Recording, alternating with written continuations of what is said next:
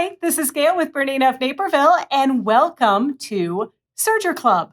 So this is going to be a monthly thing that we're doing here at Bernina of Naperville. Now, of course, we have an in-person meeting that's going to start in just a moment, but we're recording a tutorial for the things that we cover in club. Now, there's the schedule right there, and we're starting today with rolled hems for finished seams. Now, it's not done in a standard way that you might think. We are actually using it to make decorative seams. So let's get down to it. Today, I'm going to be using my Bernina L450, which is a little surprise. We don't use this one very often, but it does a perfect job for what we're doing today. Before we get started, let's just talk a little bit about a rolled hem and why you might want to use a rolled hem for a seam. When you're doing a chiffon piece, like I have here, you might consider doing a rolled hem in lieu of a French seam. So basically, all you're going to do is put your fabrics right sides together and do a rolled hem, being mindful of your seam allowance on the serger. And don't forget, if you're doing a 5/8 of an inch seam allowance, that's going to be 5/8 of an inch to the right of your right needle. And if you have a Bernina L890 or L860 or L850, there's that sliding seam guide that works really well to tell where that seam is. And I've got mine noted right here on my machine.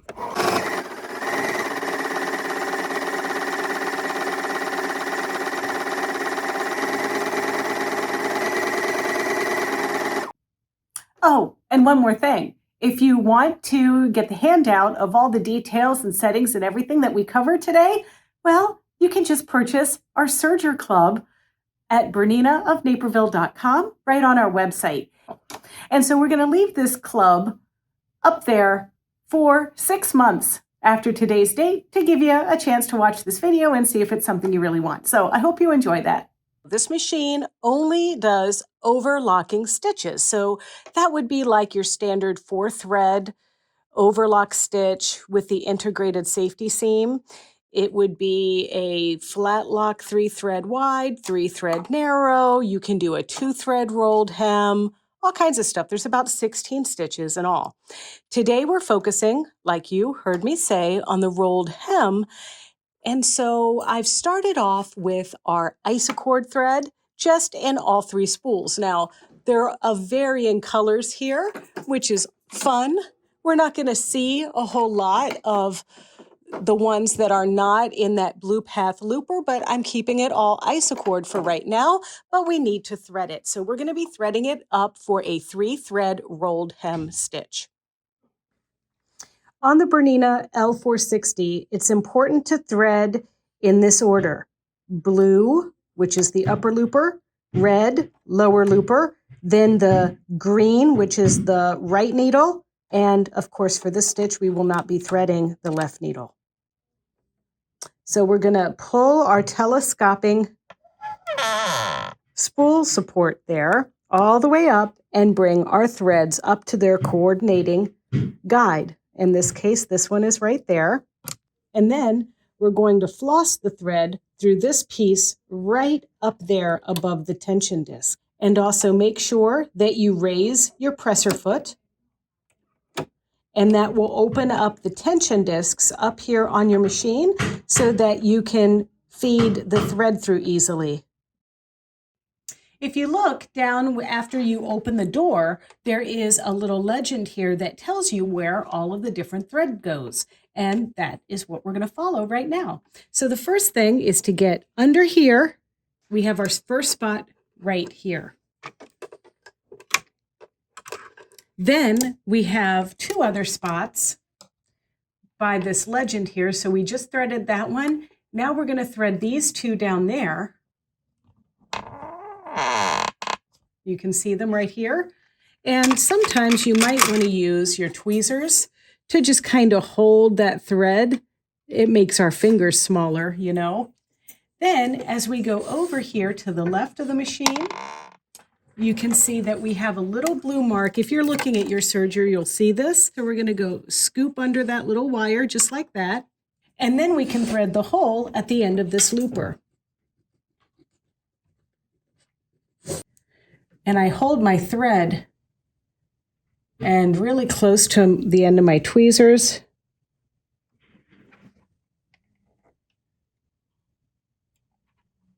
To get that thread in, and then I can grab it to get it through there. Okay, so now it goes right up through there and through that hole. So now we're going to thread the red path, which is the lower looper. So once again, it goes through that telescoping piece here. We go through the clip there on the red, and then we're going to still have our presser foot up so we can go right down through the tension discs. And then we're going to follow a different path down here. So this time we're going to go through this guide right here that's got the red dot on it. And then there's a red dot under here on both of these. So that's going to go where the blue was.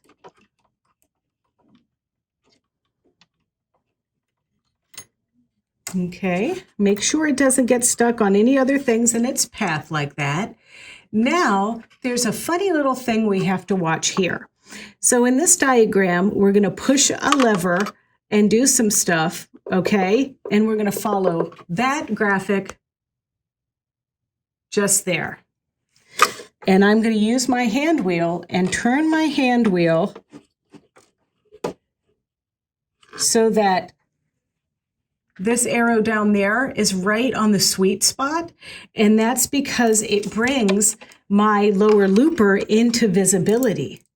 So, and now we're going to look over here on this part, and we're going to take this thread. We're going to first pull this little lever down. You see what happened when I did that, right? It's this lever, and if we pull this down, you see that little finger that appears there? That pushes the thread back. So the first thing we do is push this down. Then we're going to go behind piece number 2, which is this little guide right there. We're going to get it behind there. There we go. Perfect. Then we have this piece is now going to sit behind that little finger that was exposed. Don't mind, pardon my dust, everybody. Look at that.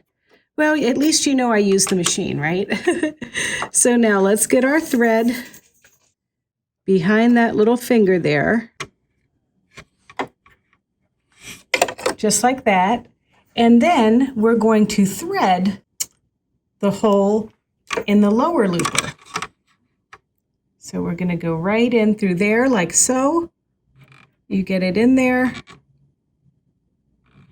Right?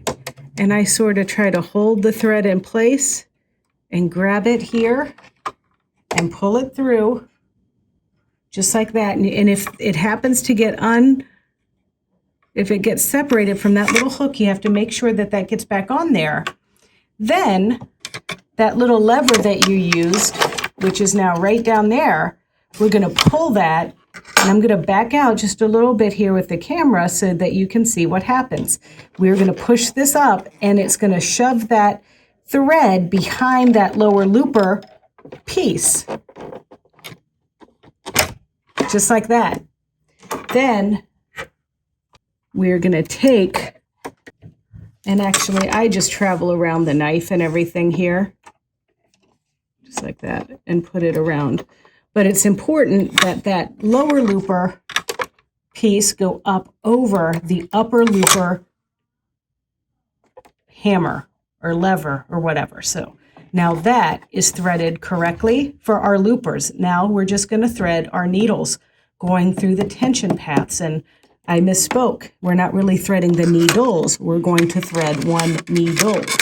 And we're going to make sure that our needle is in our right needle, just there. We don't need the left needle.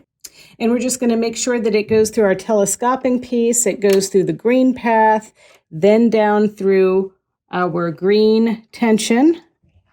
And then here we want to make sure that it goes to the right of that little guide there.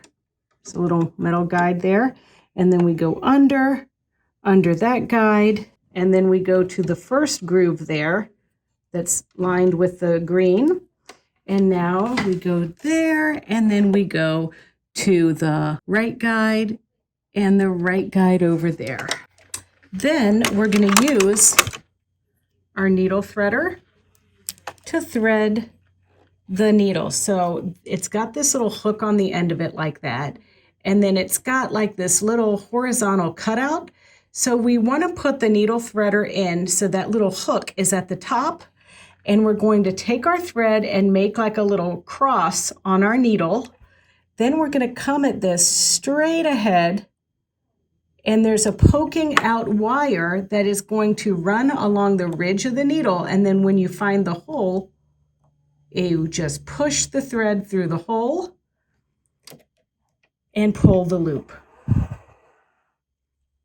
Because when you use this guy, you can see that little tongue comes out, and that's what pushes the thread through the needle.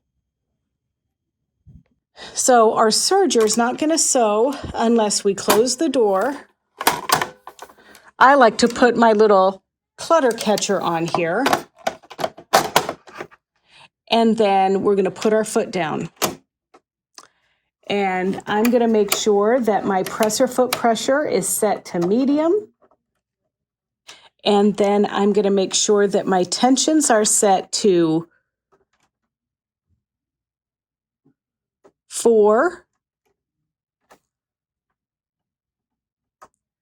2.5, and 8. This is kind of where I start my festivities here. I like keeping my cutting width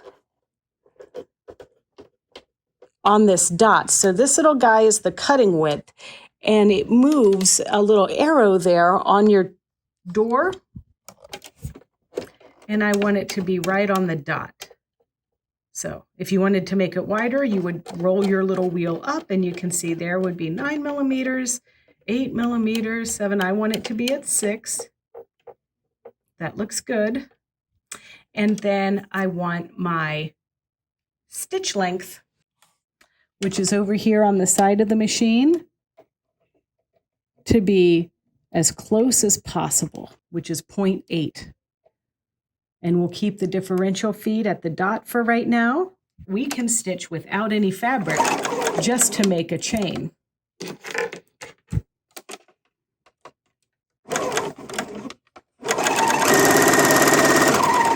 But there's one more thing I have to do, and that's engage our rolled hem lever right there.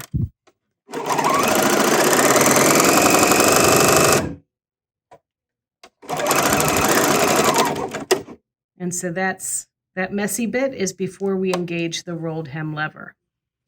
All right, well, it's probably going to be cool if we put some fabric in here, don't you think? Okay, so I just have a lightweight piece of practice fabric here. So I'm going to start by just tucking it under my foot, and you can lift the foot, you can use the knee lever, or sometimes you might want to use the presser foot lifter in the back.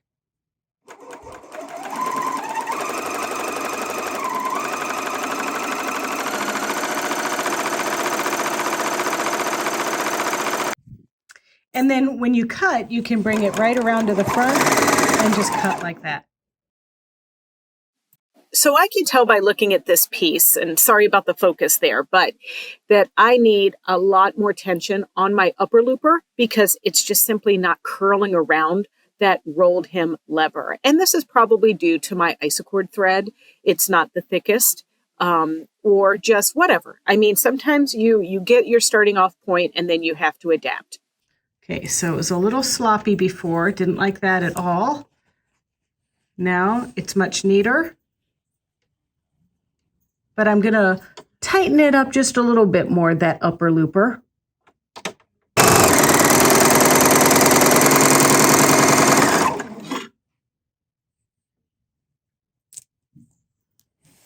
Okay, I like the way this looks. So let's do another piece, and I'll show you why we need the sewing machine to make the real magic happen.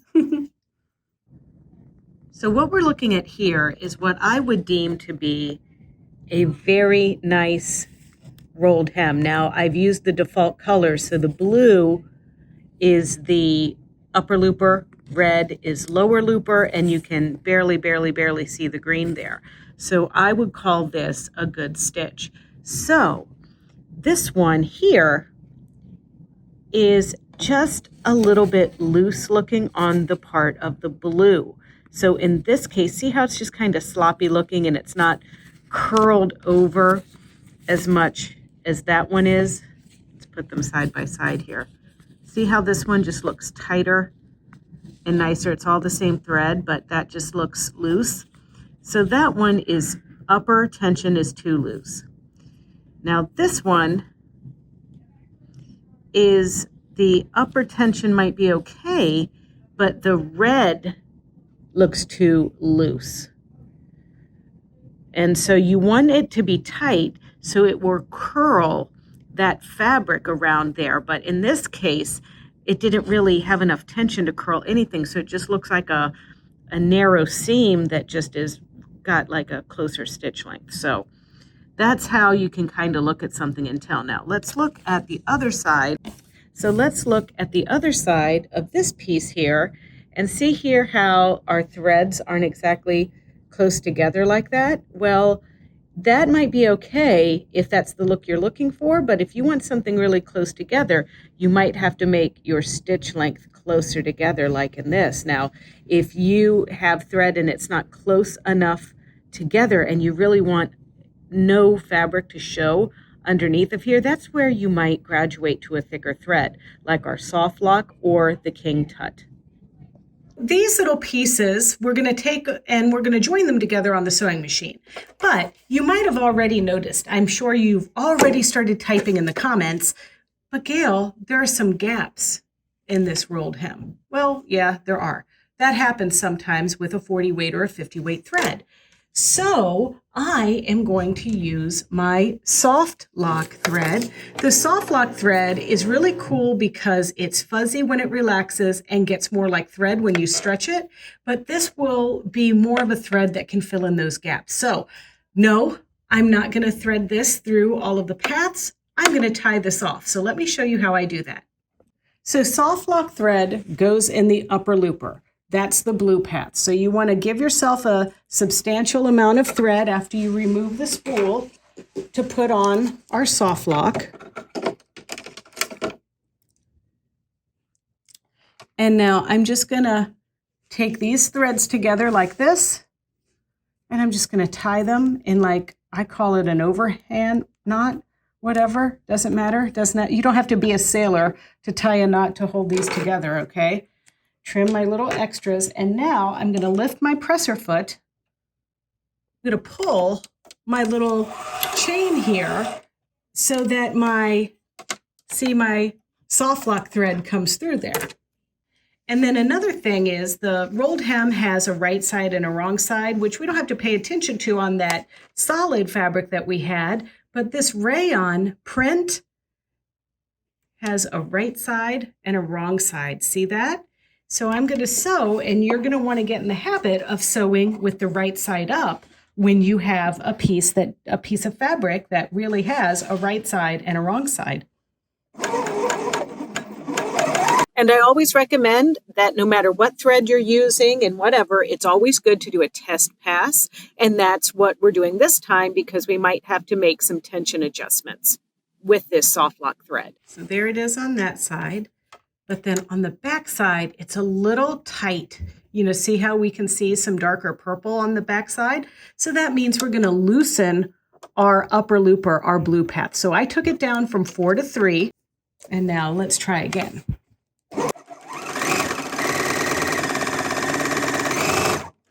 And don't let it curl around on you up there.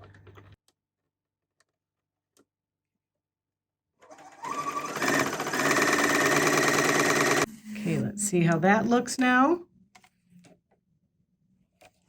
You can see much better. Okay, so that one wins. So we'll make another version of this so that we can sew that one together on the sewing machine.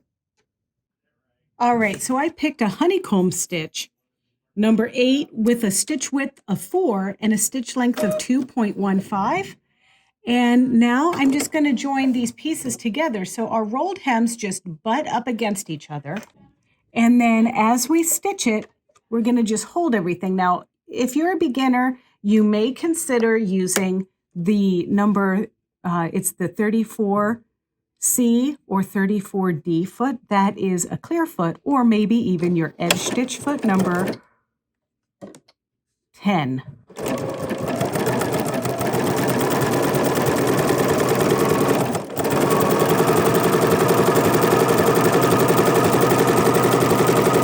Now I'm using bright green thread on purple.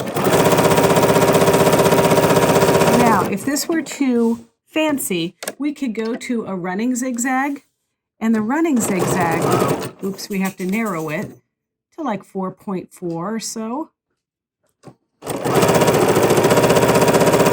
Might be a little bit easier to do as well. But we'll have a look at this and see what you think. This is just our practice piece.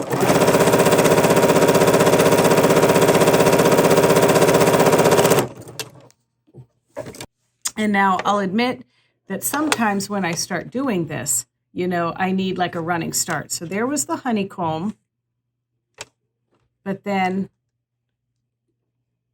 that looks much better. And this is exactly what I did on my beach cover-up that I have at the store. So let's have a look at that and see the stitching on that so that you can kind of see what this would look like on a real piece. I also have started this on a work in progress. This blouse that I'm working on, it's for the store, it's not for me, but in this case, I wanted just the white look on those seams. I didn't really want to draw attention to this stitching, so you can see the difference in using a contrasting thread and then using a thread that matches.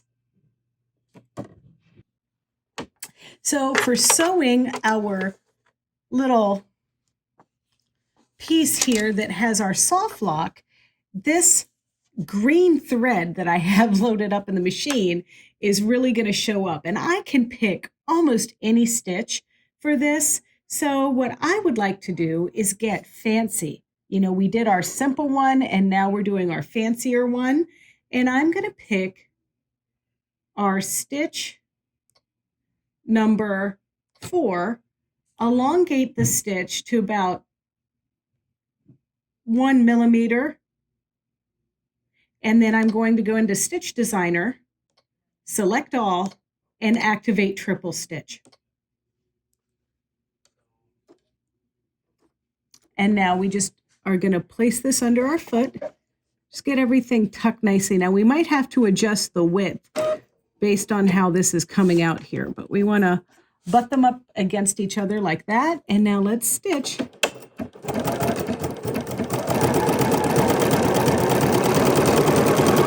Okay, that looks pretty good to me, but I do want to make it more like 5.5 millimeters wide.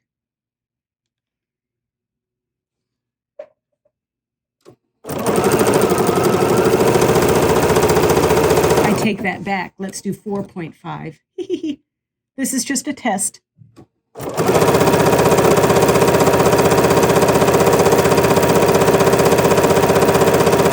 Now you could also use the number 10 edge stitch foot for this, or maybe even a clear foot if you feel like you need some extra help to flatten this rolled hem edge down.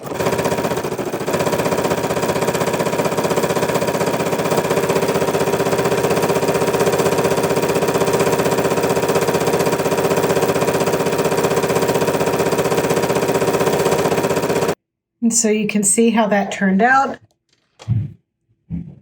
And then on the back side,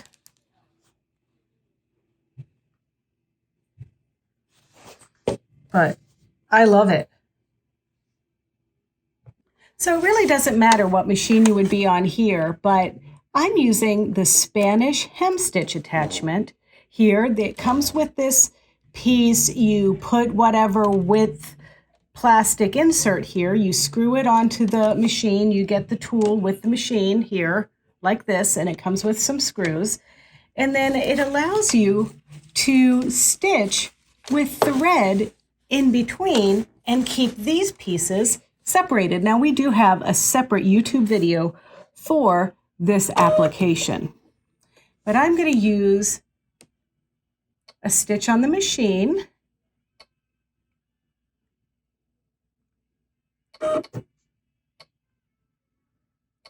Number 7 23 at the widest possible stitch. And you might notice that I used the King Tut variegated thread for this, and the settings were similar to our soft lock setting. And then also, this kind of Spanish hemstitch seam is perfect insertion for home dec, for delicate blouse, for all different kinds of applications. And you can see how cool this looks at the end. I just love the little choo-choo tracks that's created. I just think that this is a really cool technique. Well, that's it. I hope you enjoyed this lesson, and I hope you'll follow us for other informative tutorials or some silly stuff or fun stuff or whatever. And it's pretty easy to find us. It's youtube.com/Bernina of Naperville, and there you can like, comment, and subscribe. Happy serging.